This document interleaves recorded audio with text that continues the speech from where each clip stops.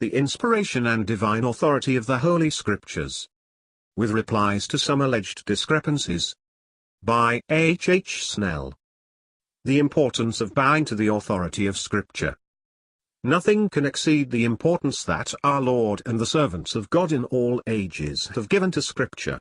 Our Lord exposed the infidelity of the Sadducees as to resurrection, by saying to them, "Ye do err, not knowing the Scriptures, nor the power of God," and by a quotation from Exodus 3 verse 6.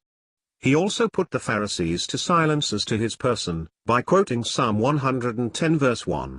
We are told that the disciples were perplexed, because they knew not the Scripture that he must rise again from the dead.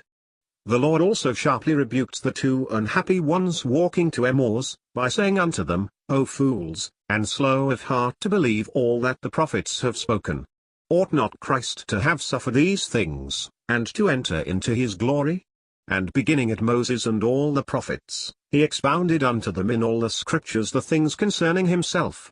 What an exposition of the Old Testament this must have been! Is it astonishing that they said, Did not our heart burn within us, while he talked with us by the way, and while he opened to us the Scriptures? The Corinthian believers were sadly wrong because they knew not the Scripture as to the resurrection of the body.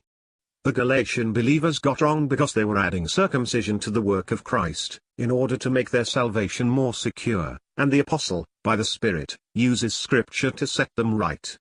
The Colossian saints were not quite free as to ritualism and rationalism, because they got away from Scripture, and therefore were not holding the head not in communion with the Lord Jesus Christ as head of the body, the assembly. The Thessalonian believers were not clear on some points as to the Lord's coming, and were therefore sorrowful, which they would not have been had they known the truth as to the resurrection of the bodies of those who are Christ's, the change of the living, and the rapture to meet the Lord in the air.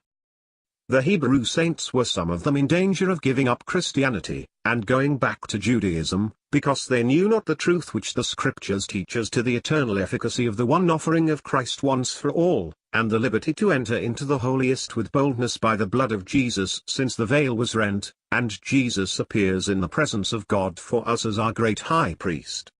Could anything more be required than the consideration of these facts, to induce us to read and meditate on the Word of God for soul blessing, and guidance as to life and walk?